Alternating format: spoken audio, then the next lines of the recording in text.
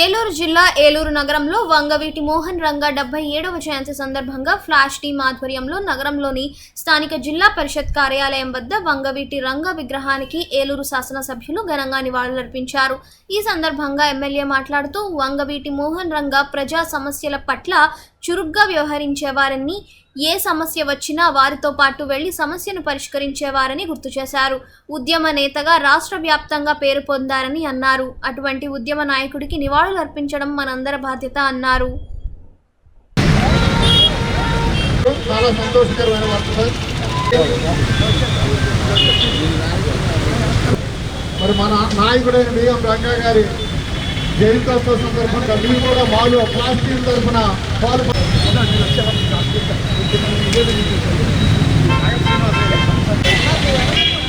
ప్రసాద్ నువ్వు ట్రిప్పించేసుకుంటే మేము అక్కడ సంక్రాంతి పోతాం.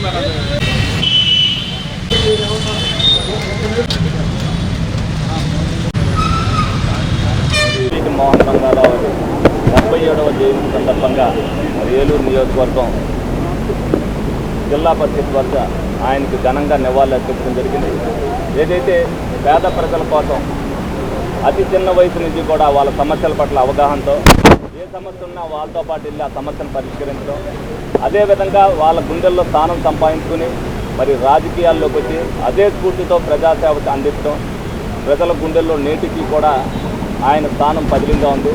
నేటికి కూడా యువత ఆయన ఆదర్శంగా తీసుకుని ఆయన జయంతి అవ్వచ్చు, వర్ధంతి అవ్వచ్చు రాష్ట్ర వ్యాప్తంగా జరుపుకుంటున్నారు అంటే ఆయన రాజకీయాల్లోకి వచ్చిన తర్వాత కూడా పేద ప్రజల పట్ల ఏ విధంగా ప్రవర్తించాడనేది అందరూ కూడా తెలుసుకోవాలి.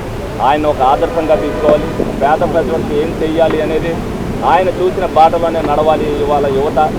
అది మరి ఏనాటికైనా సరే అది సాధిస్తాం అనుకుని నేడు యువత కూడా ఆయన ఆదర్శంగా తీసుకుని అనేక మంది రాజకీయాల్లోకి రావడం జరిగింది. ఆ స్ఫూర్తితో చేసేవాళ్ళు ఉన్నారు.